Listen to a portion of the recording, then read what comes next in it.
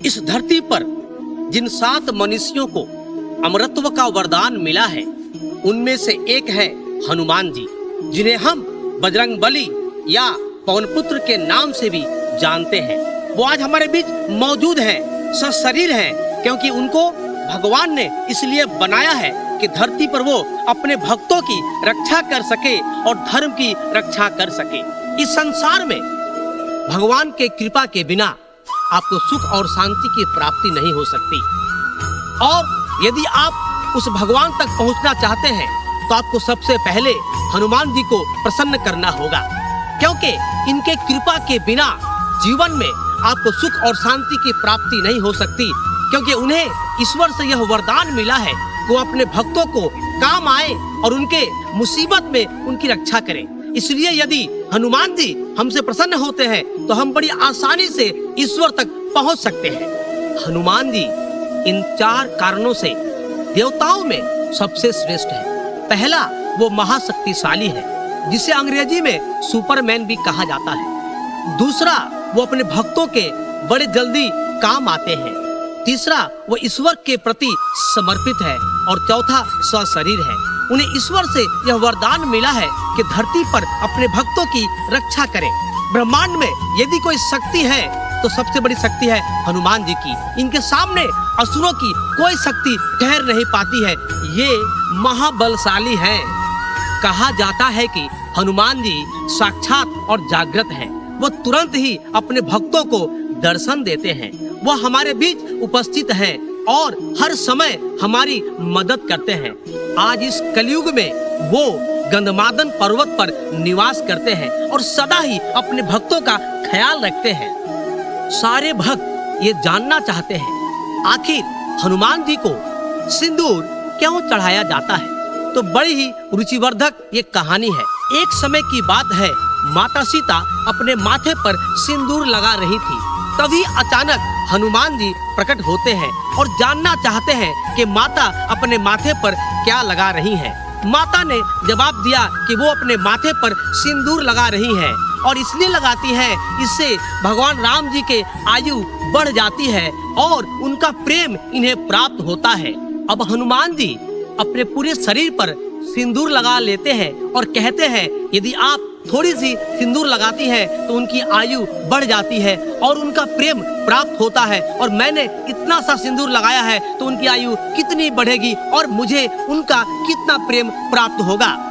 तो दोस्तों, यही वो कारण है जिस कारण से आज भी उनके नाम पर सिंदूर चढ़ाया जाता है। दोस्तों, हनुमान जी में कुछ ऐसे महान गुण हैं जिन गुणों को अपनाकर हम अपने जीवन के सारी कठिनाइयों को, मुसीबतों को दूर कर सकते हैं। सबसे पहला गुण है संवाद कौशल।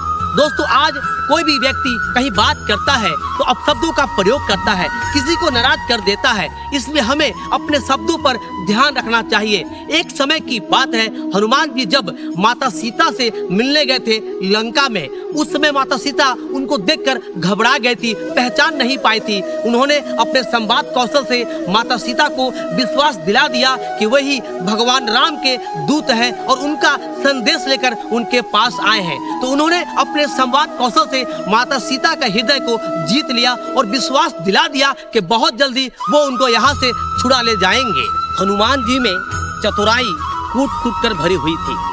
आज हमें इसकी बहुत आवश्यकता पड़ती है। उस समय जिस समय हनुमान जी राम जी का साथ दे रहे थे और जब वो समुद्र को पार करके लंका जा रहे थे तो रास्ते में सुरसा नाम की एक राक्षसी मिलती है। वो उनसे युद्ध करना चाहती है, मगर हनुमान जी को पता था इस वक्त समय को बर्बाद नहीं करना है, इसलिए वो पहले अपने विशाल रूप को धारण करते हैं। उसके बाद वो छोटा रूप में आकर उनके मुंह में समा जाते हैं और तुरंत निकल जाते हैं। उनकी इस चतुराई से राक्षसी बहुत खुश होती है और इन्हें छोड़ देती है।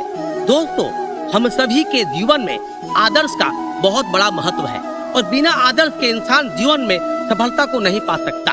बात उस समय की है जब हनुमान जी लंका जाते हैं। लंका में जाने के बाद उनका मेघनाथ से युद्ध होता है। मेघनाथ ने आसमान में छिपकर इन पर ब्रह्मास्त्र का प्रयोग कर दिया। हनुमान जी चाहते तो ब्रह्मास्त्र का जवाब दे सकते थे, इसको रोक सकते थे, लेकिन उन्होंने ऐसा नहीं किया, क्योंकि ऐसा करना देवताओं का अपमान होता, ब्रह्मास्त्र का अपमान होता। इसलिए उन्होंने ब्रह्मास्त्र के आघात को सह लिया और यह आघात उनके प्राण को मुश्किल में डाल सकता था, लेकिन हनुमान जी ने अपने आदर्श को बचाने के लिए ब्रह्मास्त्र का भी दुरुपयोग होने नहीं दिया। हनुमान जी बहुमुखी भूमिका में भी दिखाई पड़ते हैं। यह बहुत जरूरी है हमारे जीवन में कि हमें अपने हालात के अनुसार बदलाव करना चाहिए। जैसी परिस्थिति होती है हम वैसा काम करना चाहिए। इस बात को बखूबी हनुमान जी जानते थे।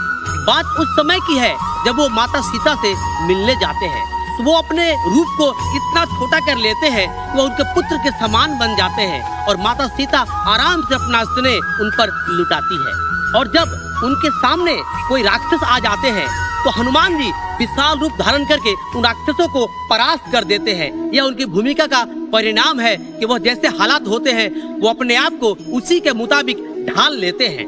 हनुमान जी पूरी समाधान में विश्वास करते हैं। ऐसे बहुत से लोग हैं जो समस्याओं को बढ़ा देते हैं, जटिल कर देते हैं और फंस जाते हैं, मगर हनुमान जी समस्याओं का समाधान खोजते हैं। बात उस समय की है जब युद्ध के दौरान लक्ष्मण जी घायल हो जाते हैं और मूर्छित हो जाते हैं, उनका बचना मुश्किल हो जाता है।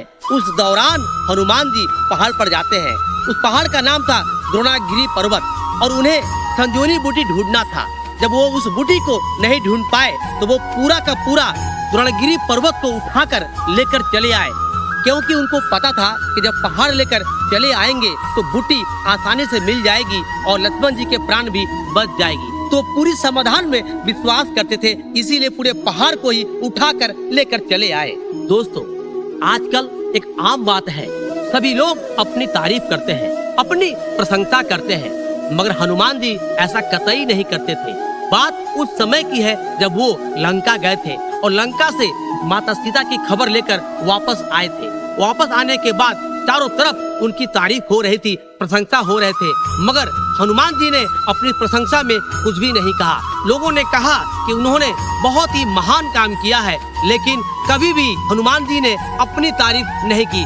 उन्होंने कहा कि जो काम भी उन्होंने किया है भगवान राम जी के आशीर्वाद से ही संभव हो पाया है।